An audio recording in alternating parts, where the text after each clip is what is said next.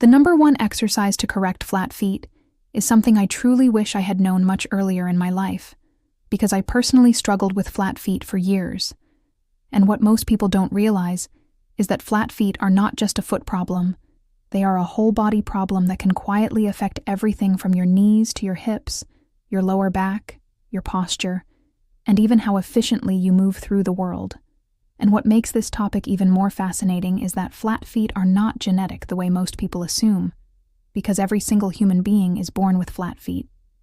Every baby has flat feet, and those arches are not present at birth. They gradually develop as the nervous system matures, and as the muscles, tendons, and ligaments of the foot are properly stimulated through movement, balance, and loading, which typically happens somewhere between the ages of 6 and 10. But for many people, that natural development never fully completes.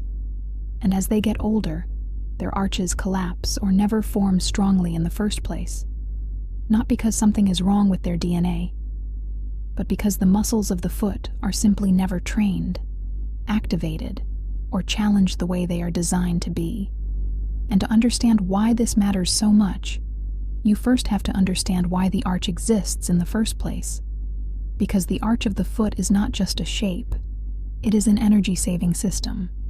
It is one of the most brilliant of natural engineering in the human body.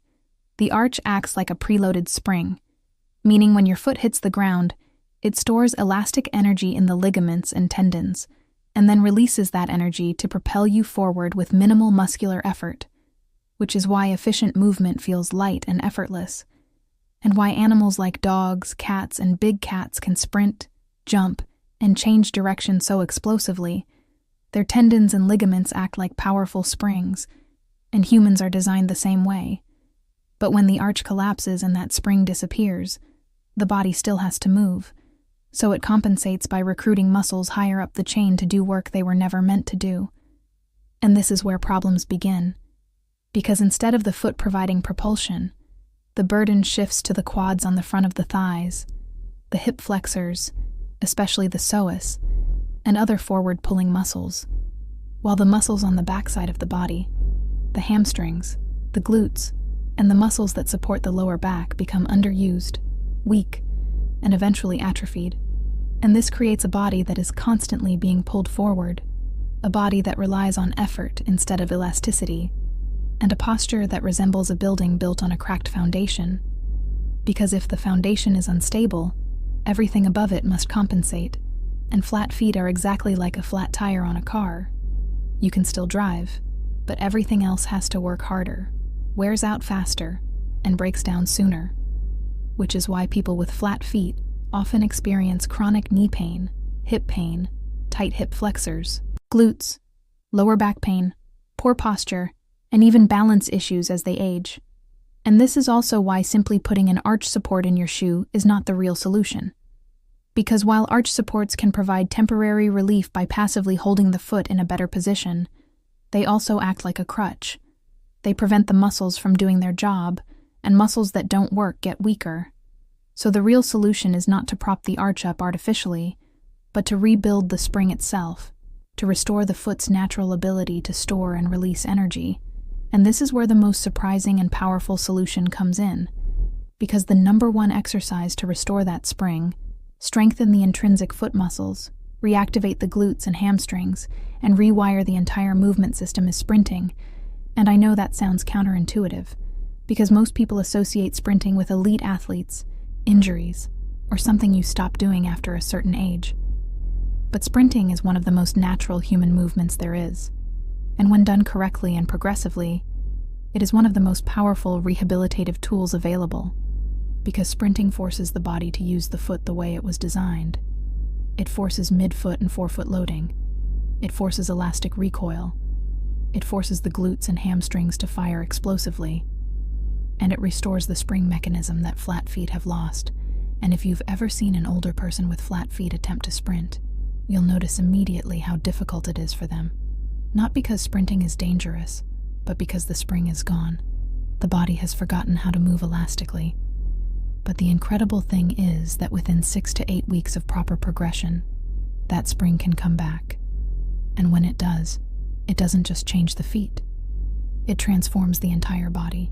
It reduces back pain, improves posture, strengthens the posterior chain, and makes movement feel younger and more efficient again.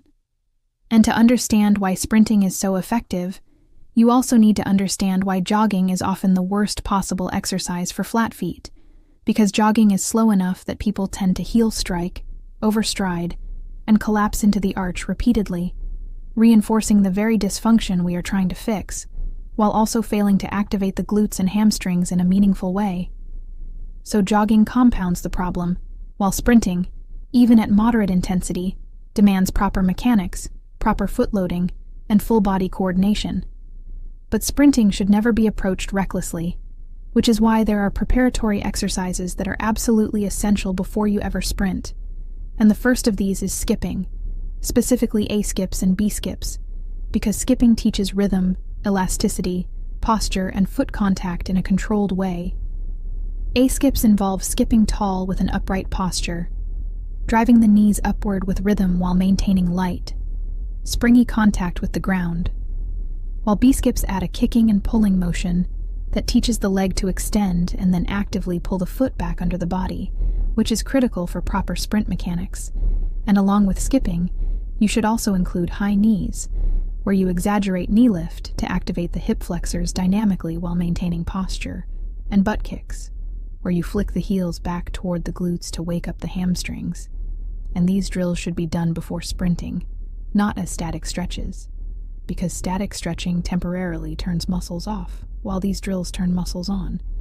And once you've done these drills consistently and feel comfortable, you can begin sprinting at only 60% intensity. Not all out, just enough to feel springy and powerful, and I recommend starting with 2 to 3 short sprints of about 15 seconds, focusing on posture, rhythm, and relaxation, and stopping well before fatigue or breakdown occurs, because quality is everything, and over time, as your body adapts, your arches strengthen, your glutes wake up, and your movement becomes more elastic.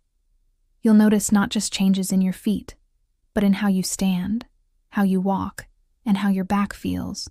And this approach is just as important for prevention, especially in children, because one of the best ways to prevent flat feet is to allow kids to play barefoot on natural surfaces like grass in safe environments, because barefoot play stimulates the foot muscles, improves balance, and encourages natural arch development. And when choosing shoes for children, it's critical to avoid thick, rigid soles that block sensory feedback, instead opting for flexible, flat, barefoot-style shoes that allow the foot to move naturally and give the toes enough room to spread, because cramped toes weaken the foot just as much as lack of movement. And beyond movement, there is also a nutritional component that is often overlooked, because early deficiencies in vitamin D, vitamin K2, and magnesium can weaken connective tissue, collagen, and bone structure, leading to softer bones, poor alignment, dental malformations, scoliosis, and structural weaknesses that set the stage for issues like flat feet and plantar fasciitis later in life. And when bones are soft, muscles can literally pull them out of position, which makes the foundation even less stable. And this is why plantar fasciitis so often appears years after flat feet develop. It's not random. It's the final consequence of a long-standing mechanical failure. The good news is that this entire process can be reversed or dramatically improved with the right approach, because when you restore foot function, strengthen the glutes and hamstrings, and reintroduce elastic movement, pressure comes off the lower back, posture improves, the body becomes more upright, and movement feels lighter and more youthful. And that's why I'm genuinely interested in you trying these sprints and preparatory drills and sharing your experience. Because when other people see real results, it helps spread information that can genuinely change lives. And to help you even further, I've created a free download that includes my daily routine and a simple checklist. A routine I personally use every day to feel strong, mobile, and energized even at 60 years old. And you can access it through the link below. And now that you understand flat feet and how to correct them at the root, the next essential topic you need to understand is plantar fasciitis and the specific exercises that can completely reverse it. And for that, you should watch the next video right now.